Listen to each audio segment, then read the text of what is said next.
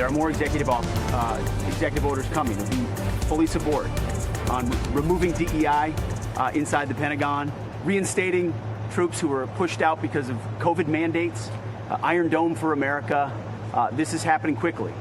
And as the Secretary of Defense, it's an honor to salute smartly, as I did as a junior officer and now as the Secretary of Defense, to ensure these orders are complied with rapidly and quickly. And you heard it there, Defense Secretary Pete Hegseth.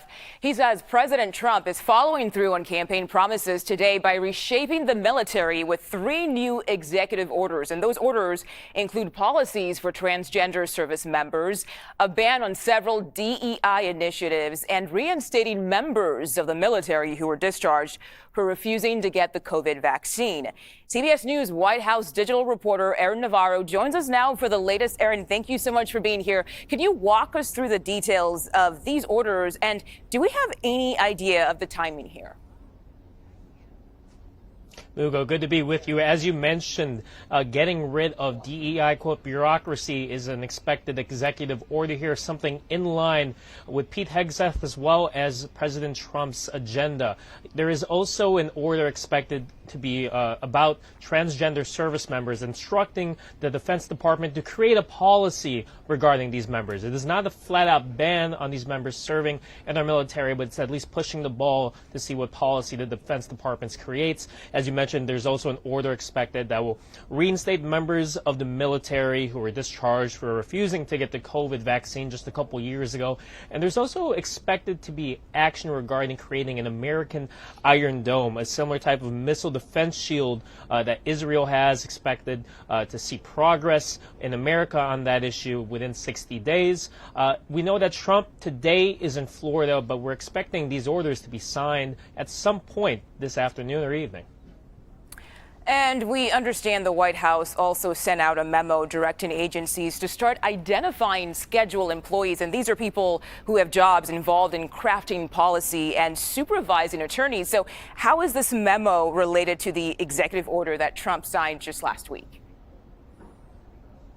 Yeah, on day one, President Trump signed an executive order that would essentially make it easier to strip federal protections from these federal employees, making it easier to fire them. As you mentioned, the memo talked about identifying Schedule F employees. This was something that was mentioned in Project 2025 just last year, which gained a lot of attention. And it was as well was something that Trump wanted to do in his first term, seemed to run into a lot of red tape during the first attempt. But again, they're bringing it back into the second term as they're looking to kind of remake the federal workforce and install a lot of Trump loyalists.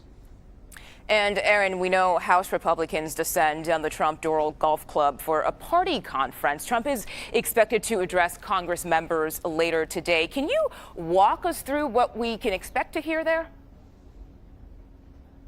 Yeah, sort of a rallying cry for House Republicans as they look to settle Trump's agenda and whether it'll be in one big beautiful bill, as he says, or 2 reconciliation bills. What topics to put in each. House Republicans seem to be wanting to get more clarification from President Trump. We'll see what he says later today, but definitely a rallying call just on his agenda when it comes to energy, immigration, and tax policy.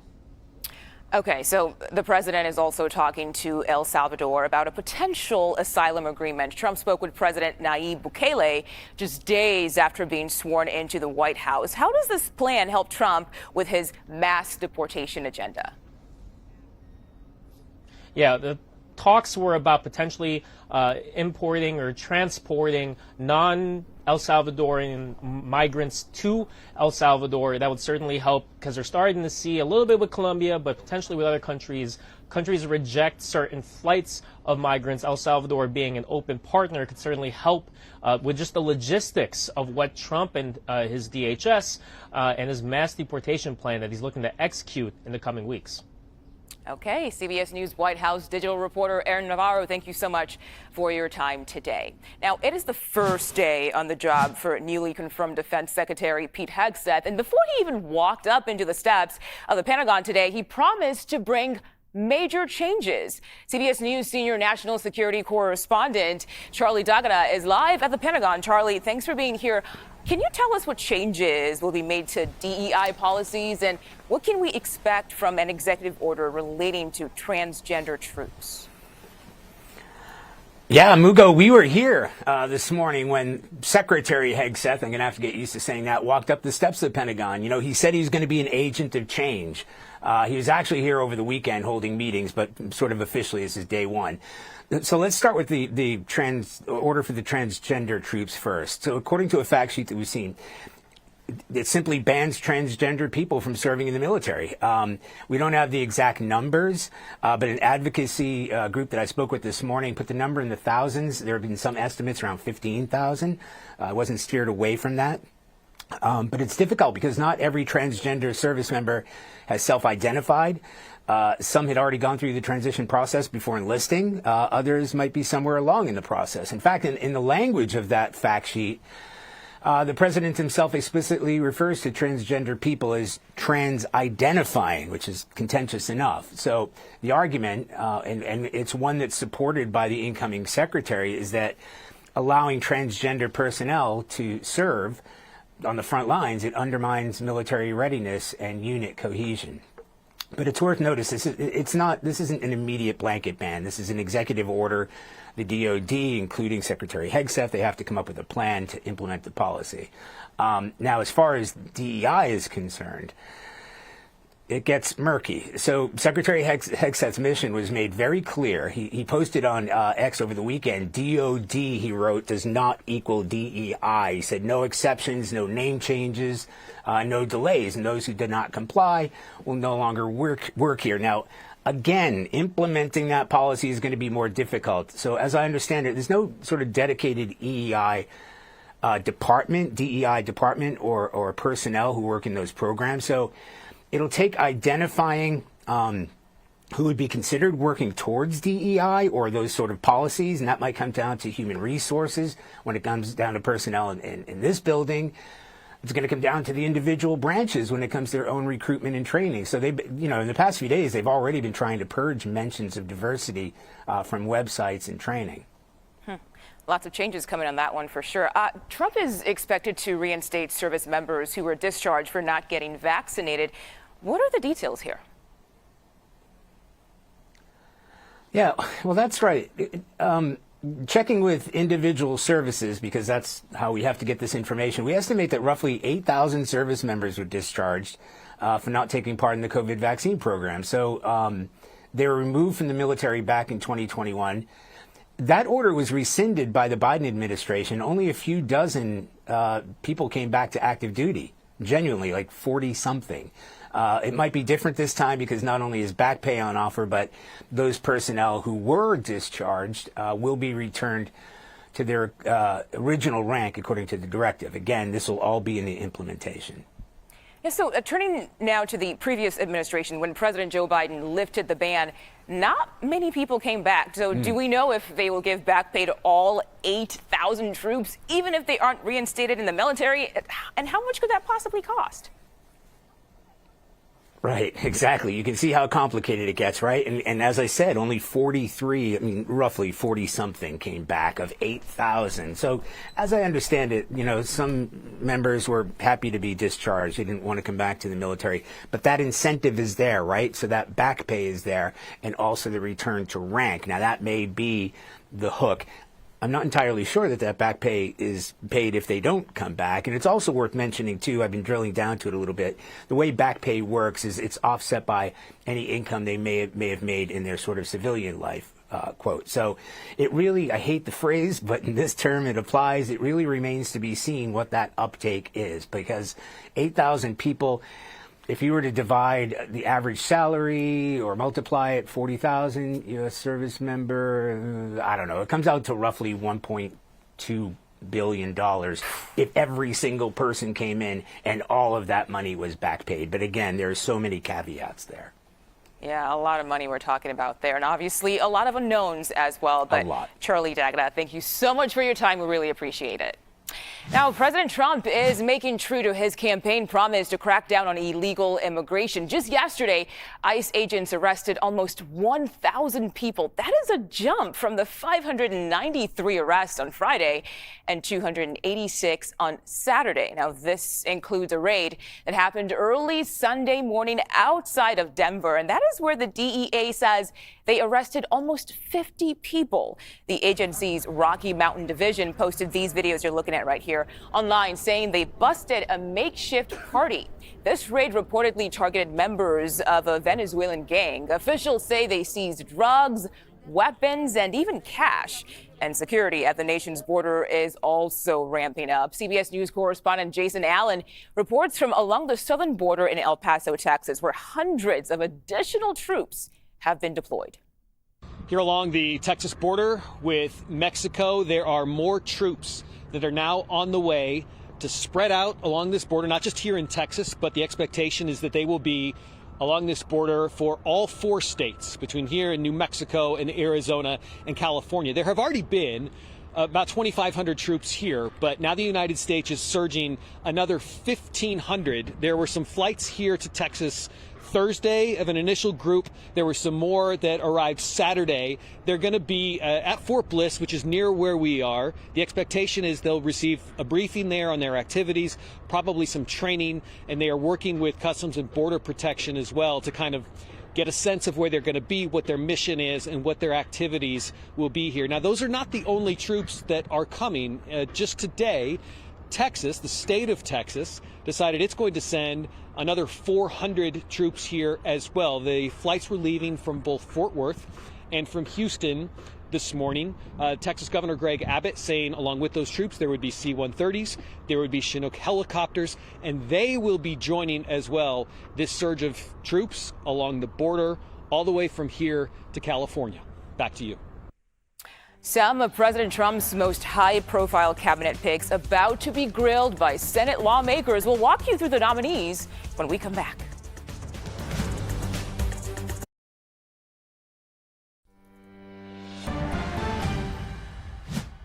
Welcome back. We want to take you to San Pedro, California, where federal law enforcement officials have an update on a major port smuggling case. They say 9 defendants worked with China to bring millions of dollars worth of counterfeit products into the United States through Los Angeles ports.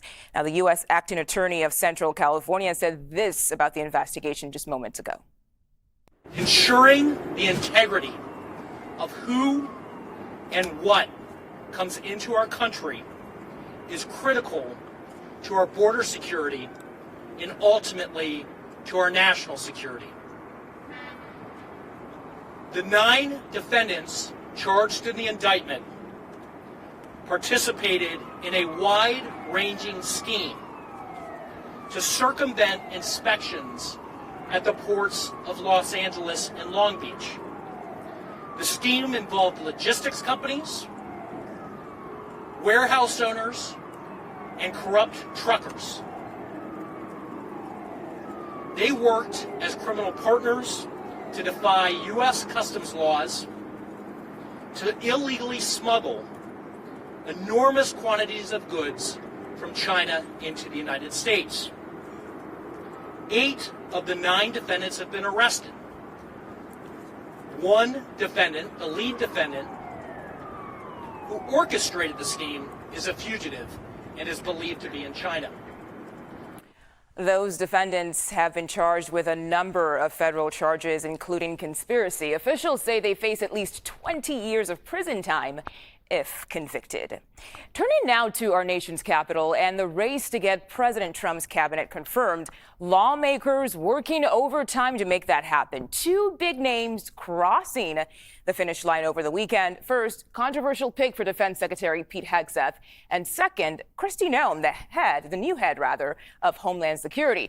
Here is what we're watching for this week. Back-to-back confirmation hearings with some of the president's most vulnerable picks. Kash Patel, the man vying to be the next FBI director, and Tulsi Gabbard, Trump's pick to be the next director of national intelligence, and of course, Robert F. Kennedy Jr. up to lead the Health and Human Services Department.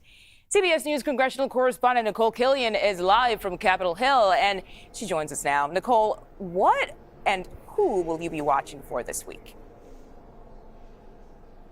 Well, there are a number of things we're going to be watching for. Obviously, as soon as today, we could see confirmation votes for the Treasury Secretary, Scott Bessent, as well as Transportation Secretary, or soon to be potentially Transportation Secretary Sean Duffy. Their confirmations are up next on the docket in terms of the Senate floor. And then, of course, there are a number of other nominees potentially that could see votes later this week who have already had their hearings. For instance, whether that be someone like Elise Stefanik, who's vying for the UN ambassador, or other nominees that the president has put forth. But with respect to some of these confirmation hearings, you kind of highlighted those three who still remain some of the most controversial nominees for the president. In terms of RFK Jr., he will face two confirmation hearings this week, both before the Senate Finance Committee and the Senate Help Committee, which focuses more on health policy. And then, of course, you have, as you mentioned, Kash Patel, who has raised concerns for his position and stances on the so-called deep state and his views on the weaponization of government. Of course, he is the president's pick for FBI director. And then, of course, you have Tulsi Gabbard, who has been making the rounds on Capitol Hill, but unclear whether or not she can muster up enough votes for a director of national intelligence. Some lawmakers have expressed concerns about her views towards Russia, being too sympathetic, trips she took to Syria during her time as a member of Congress. So those inevitably are likely questions that could come up when she sits for her confirmation hearing later this week. So as of right now, 3 Trump nominees are in place. You've got Marco Rubio, Pete Hegseth, and Kristi Noem. Many more to go, of course. Nicole, who are we likely to see make it to that swearing-in ceremony next? Well, again, as I mentioned, you have confirmation votes coming up for Scott Bessent, the Treasury Secretary, Sean Duffy for Transportation. As I mentioned earlier, we saw Elise Stefanik go through her confirmation hearing. She is likely to win bipartisan support to become the next U.S. ambassador to the United Nations, and others. The HUD nominee, among others. Energy. Those are some of the other picks who have kind of at least had those confirmation hearings and then are just kind of waiting for a vote to be scheduled on the floor. So Leader Thune has made clear he wants to move as quickly as possible on all of these nominations. That's why you saw people like Pete Hegseth and Kristi Noem get confirmed over the weekend because they want to help enable the president to move forward with his agenda. And despite the controversy that some of these nominees may bring, still with a Republican-controlled Congress, the majority of them are expected to get the votes they need to advance. And we know you'll keep an eye on that. Nicole, while we have you here, we're hours away from President Donald Trump addressing House Republicans at their annual policy retreat. They're all meeting at the Trump Doral Golf Resort in Miami, Florida. And we understand top GOP leaders will lay out their legislative agenda. So what exactly can we expect from that? Yeah, that's right. Well, they'll be meeting for the next 3 days at Doral, which is, as you mentioned, President Trump's resort down in Florida, one of several that he owns. But really the focus of this retreat is on the path forward, once again, to advance the president's agenda. As you know, and as we have seen, the president has laid forth a number of executive actions with respect to the border and immigration, but there are also some legislative steps that need to be taken too, particularly in terms of funding some of these priorities of the president. So basically, House Republicans are strategizing around that. They expect to use a process called reconciliation, which is a budget maneuver to try to expedite some of these policy proposals, whether that is dealing with border security, energy, extending the president's tax cuts. So what's unclear is whether or not this will be one big package, as we heard our Aaron Navarro mention earlier, which is something the president has expressed support for, or whether they will split it up into 2 parts, which is more what senators seem to favor. So this is really about kind of honing in, kind of getting a clear path going forward, because the speaker has made clear he wants to move forward with this legislative package as soon as next month. Okay, CBS News congressional correspondent Nicole Killian, thank you so much for your time today. We are used to hearing about earthquakes in places like California, but people on the East Coast, they got a jolt today. An earthquake centered in Maine measured at a magnitude of 3.8. Officials said no reports of immediate danger, but to be aware of aftershocks. Let's listen in to CBS News Boston breaking the news from just moments ago. Our phones have been ringing off the hook in the newsroom as residents shared what they experienced. And new into the WBZ newsroom, video from a bedroom in Kittery, Maine, where you can see and hear the shaking from the quake. So we have that for you. We have team coverage as well, starting with this is the bedroom that we were talking about, and you can see the shaking right there. Let's begin with WBZ's Logan Hall in Weston, where we know, Logan, you just spoke with the professor at the Boston College Observatory. You can come right here. Yeah, that's right. Good afternoon. We are at the Boston College Weston Observatory, where, of course, this machine right here is actually tracking seismic data. And you can see here where that earthquake actually registered when it happened. This causing scientists here to jump into full action, pouring through and analyzing all of this data as it comes in real time. Now, they tell us that this is a big earthquake, an event that's not very common for the area here in New England. However, it was not going to cause any significant damage, just to shake things up. So this is a once-in-5-year earthquake on average somewhere in New England. And it's a good, strong shake. It will scare people. But it's below the threshold for damage. Damage starts around magnitude 5.0 or so, maybe 4.8 in some circumstances. So we're an order of magnitude below that, but it still can shake for maybe 20 or 30 seconds in places and really scare people. So now, of course, this is something that will cause some aftershocks, is what we're hearing now. Scientists here telling us to keep an eye out for those aftershocks that can continue over the course of the next day or so. There already have been several reports of folks feeling those shakes happening after that big initial earthquake. Social media is definitely abuzz with people shaken up by this quake. Paula, back to you. Logan Hall, we appreciate it. Thanks so much. All right, let's bring in meteorologist Jessica Birch right now, because, Jessica, we were talking about it. We're used to this in California. Oh, yeah. Not so much over there. So that is a big deal for them, right? And the reaction time, too. Think about it. You feel an earthquake in California. You're kind of like, first thought is like, oh, it's happening again. For them, they're like, what is happening? What is happening right now? A completely different feeling, you know, and this was Yeah. just offshore. There hasn't been any aftershocks just yet, but we continue to keep a close eye on that. So I'm going to head over to the East Coast real fast. Starting off just behind me, I want to pull that graphic up one more time. We continue to keep a close eye on if there are any aftershocks, and if you're just tuning in now, there was just around 10:22 this morning over on the East Coast, just offshore of Rhode Island, Massachusetts, Vermont, and Maine.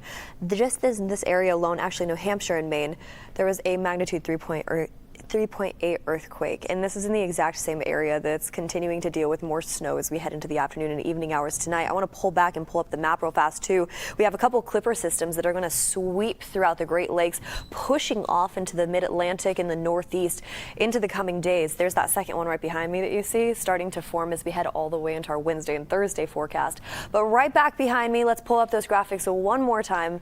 I want to show you how large these storms are going to be, because in the grand scheme of things, we can see anywhere up to around 8 inches of snow accumulating from this exact system that we're seeing into late Monday night, early Tuesday morning.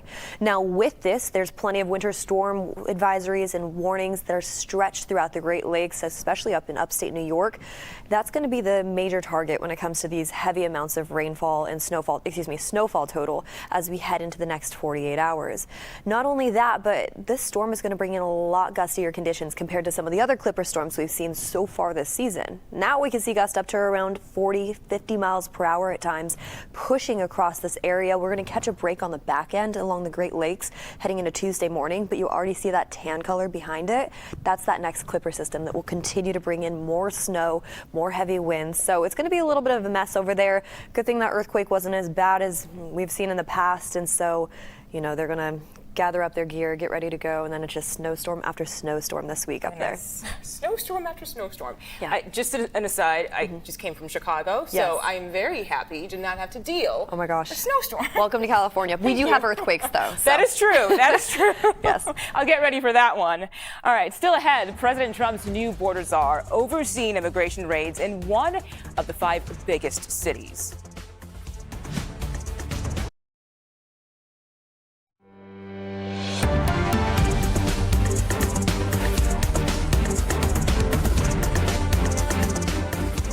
Welcome back. President Trump's immigration crackdown is taking shape across the country.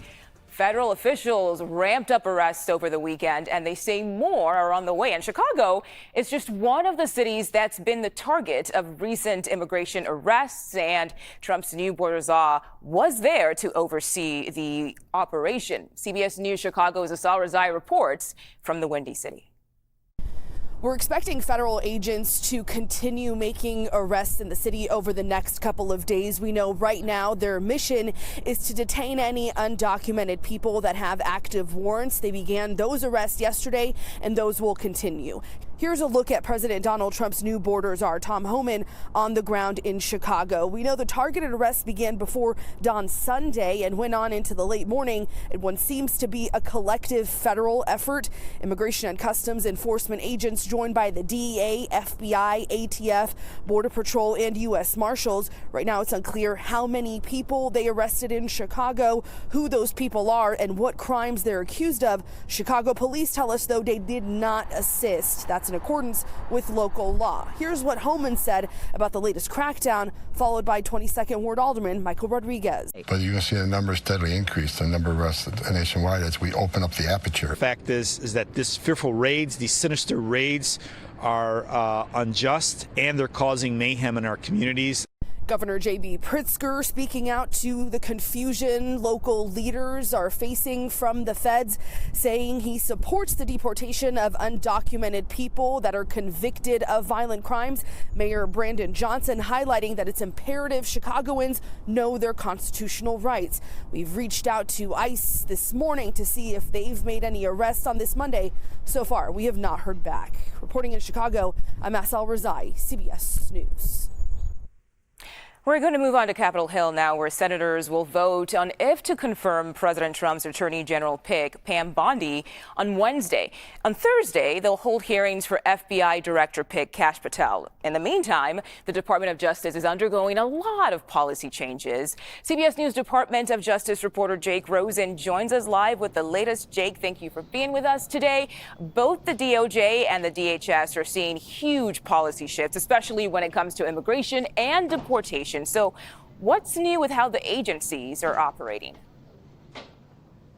So in a memo sent out last week by interim deputy director of the Department of Justice, Emil Bove, who was an attorney for Donald Trump back in that New York court case early last year, he set out strict guidelines for how the Department of Justice should move forward in terms of these deportations and targeted arrests, as they're being called, going forward into the next couple of weeks. The big thing, as we know, that Donald Trump has said out loud, would be mobilizing resources from across the government to, while these government agencies have to stay in their lanes, assist in what they're doing.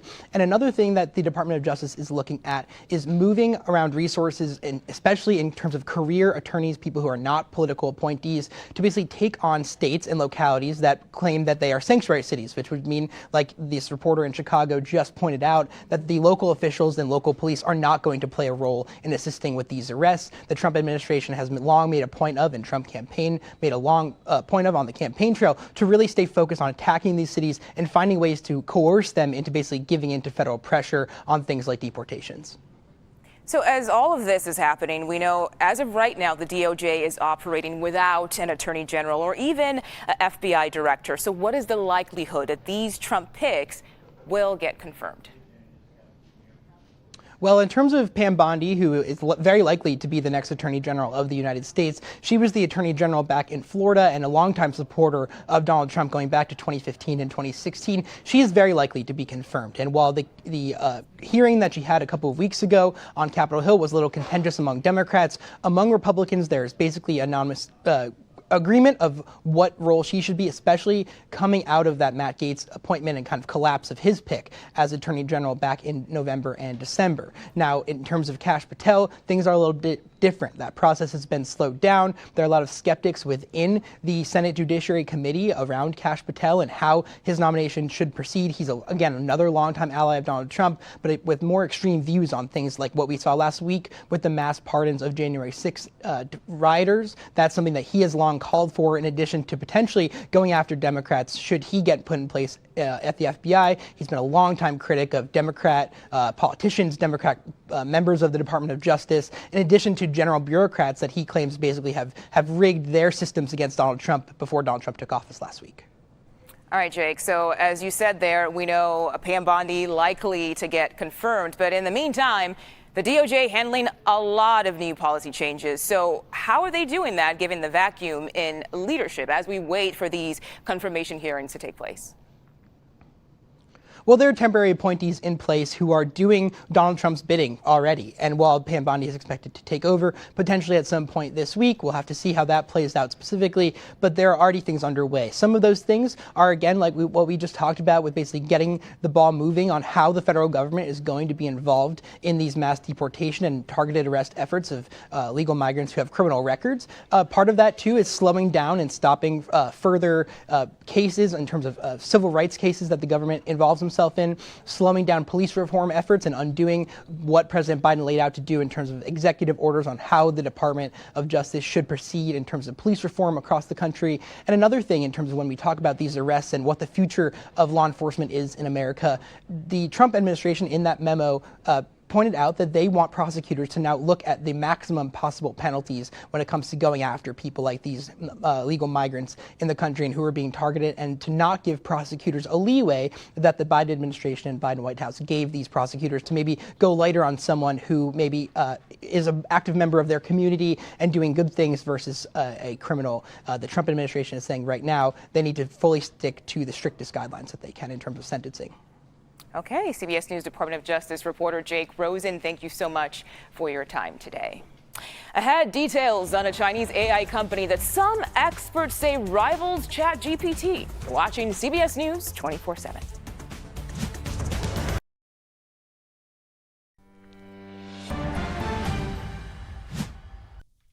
An artificial intelligence startup out of China has U.S. big tech in a bit of a panic. It's called DeepSeek. On Wall Street, it has tech stocks tumbling, investors fearing the newcomer could upend the artificial intelligence craze and the domination of AI companies in the United States like NVIDIA and OpenAI. So let's bring in CBS News Money Watch correspondent Kelly O'Grady. So Kelly, a lot of questions here. Can you tell us what DeepSeek is and why does it have big tech companies trembling? Yeah, so it's good to be with you. So DeepSeek, it is a Chinese AI company, and over the weekend, they released an AI assistant that's powered by their AI model. So everyone's kind of really excited about this, but also concerned because they are seeing that it rivals ChatGPT, it rivals Google's Gemini.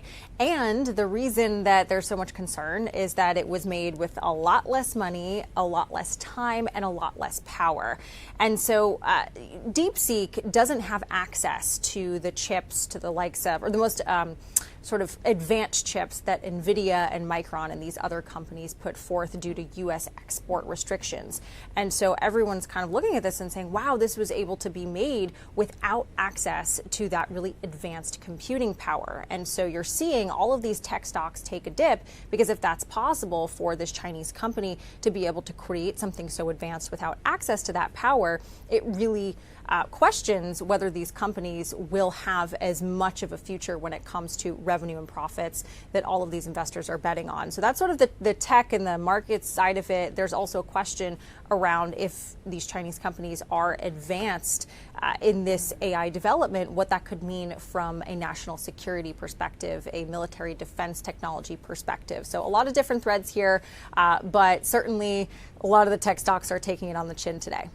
Yeah, definitely they are. So, Kelly, we want to stay on the issue and the topic of China here because we're going to talk about the future of TikTok. We're hearing a potential buyer could give the U.S. government a 50% stake in the company. What exactly can you tell us about that? So this is a new bid that's put forth by a company called Perplexity AI.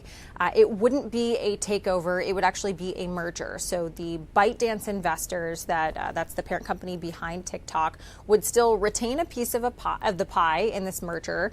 And then in the future, when this company were to go public, the U.S. government would receive a 50% stake in the company. This is a pretty unique structure. It would be very complicated to put together. There is precedent that the U.S. government has owned public companies, and I'll give you an example of Fannie Mae and Freddie Mac. But given that TikTok is where a lot of discussion, it's a free speech platform, there's concern, would the U.S. government have a say in the strategy? Would they have a say in the operation of the company in the future? So certainly there's precedent, but definitely raises a lot of concerns around what kind of control they might have over the platform. But I do want to mention this is just a proposal at this point. We haven't even heard if ByteDance is interested in pursuing some type of merger like this. All right, that's a good thing to know there, that last sentence. This is very, very much in the early stages. Kelly, let's switch gears. We want to ask you about a headline from the Trump administration. A trade war between the U.S. and Colombia narrowly avoided. What was going on there? What happened? We got our sort of the first taste of what a tit-for-tat trade war would look like over the weekend. So the Colombian president basically said after Trump said, look, I'm going to put 25% tariffs. I would up that to 50% tariffs after a week. The Colombian president said, well, I'm going to slap 25% tariffs back on top of you. And it's sort of this escalation that we're concerned as we are seeing the president consider tariffs on Mexico, Canada, China, a number of other countries. You think through what we get from Colombia, coffee, fresh cut flowers, petroleum, you could see those start to spike if these tariffs were put in place. Of course, we know how this all ended. The president of Colombia ended up capitulating to President Trump's demands, and everything sort of simmered down. So not only did it show what a tit-for-tat trade war could be, but it also showed the power of the threat of these tariffs. It might actually be a very good negotiation tactic, as the president has said he will use them as such going forward. Okay, CBS News Money Watch correspondent Kelly O'Grady, thank you so much for joining us on the stream today. Still ahead on CBS News 24/7, we were just talking about the White House showdown with Colombia. Now we have a breaking news update just moments ago on those deportation flights that made President Trump threaten tariffs.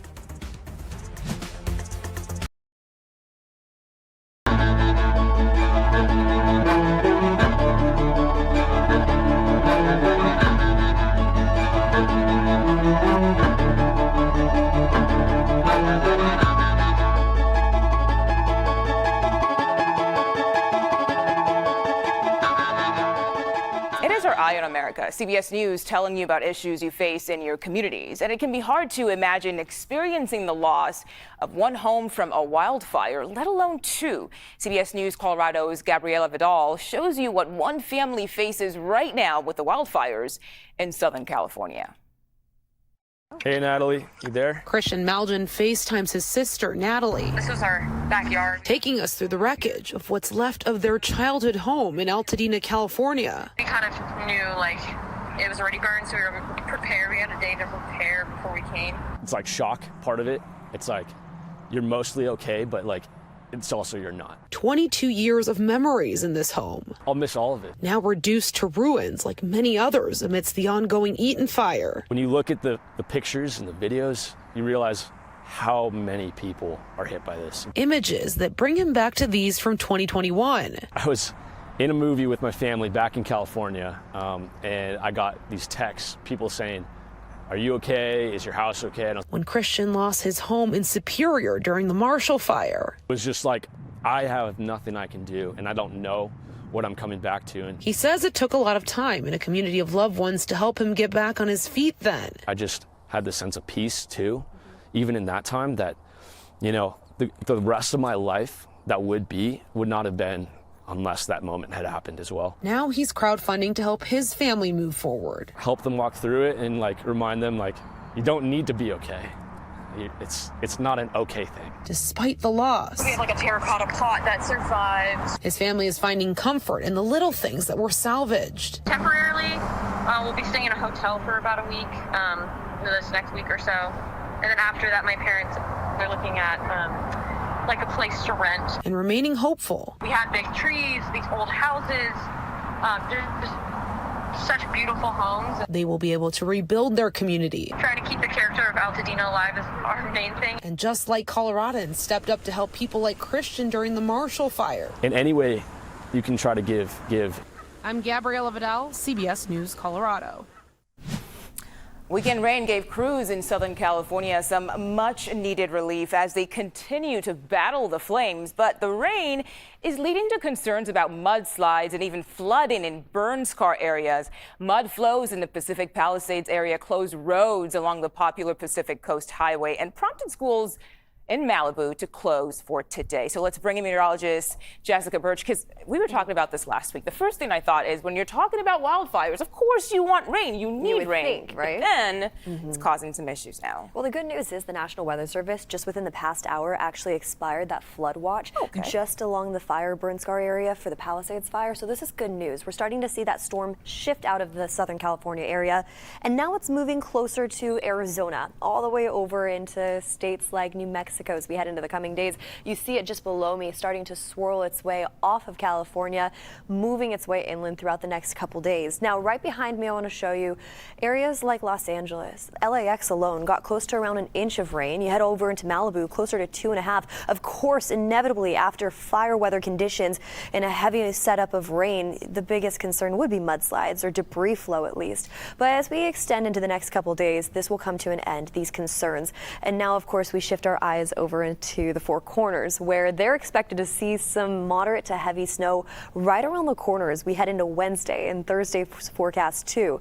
That'll bring in a different weather pattern for them, but back all the way over into Los Angeles we go. We're starting to see the next 24 hours, those showers really tapering off. Areas like Barstow, Wrightwood, receiving close to around 1/10 of an inch at max. Down into Southern California, closer to the border, a similar trend close to areas like San Diego. So things are changing and changing for the better, honestly. We dealt with such a unique event with those strong Santa Ana winds causing fire weather conditions. Then the rain causes another issue, but I think they're going to finally get a breath of fresh air this week. So happy to hear that. Glad to hear they're finally getting some relief. Of course. Thank you, Jessica. And we want to bring you to Miami now. Republican Congressman Carlos Jimenez held a press conference addressing immigration plans under the Trump administration. Now, following ICE is doing the job it's supposed to be doing, which is once you have a deportation order, then you're supposed to carry out that deportation order. Now, in my druthers, I'd rather actually have those that are more recent, will go first. But also it all depends on the nature of the crime and the crime that you committed while you were here. And so I don't have the details of that.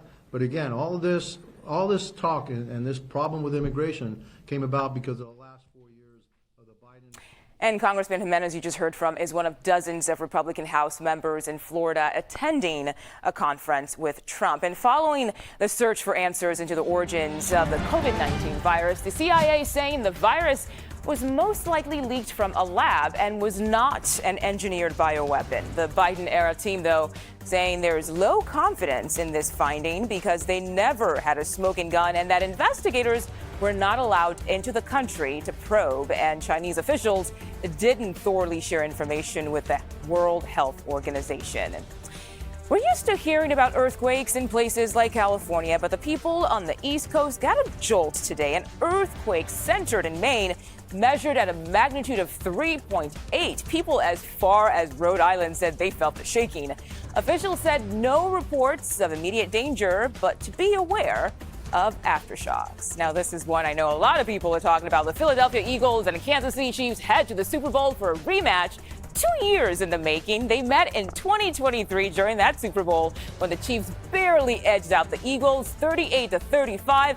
This time around, Kansas City is hoping to make history with the NFL's first ever three-peat. On the other hand, Philly is looking to win their second championship in franchise history and maybe some vengeance as well. You can watch Super Bowl 59 on February 9th. Now, we here at CBS News, we are making a bit of news ourselves. Tonight, we are launching a brand new CBS Evening News. The broadcast returns to New York from D.C. CBS News, New York's Maurice DeBoer, and longtime CBS News journalist John Dickerson will lead the broadcast. Again, this all starts tonight on CBS. And that's it for us at CBS News 24/7. You can get all your news on this platform all day long. Thank you for joining us today, everyone. Have a great day.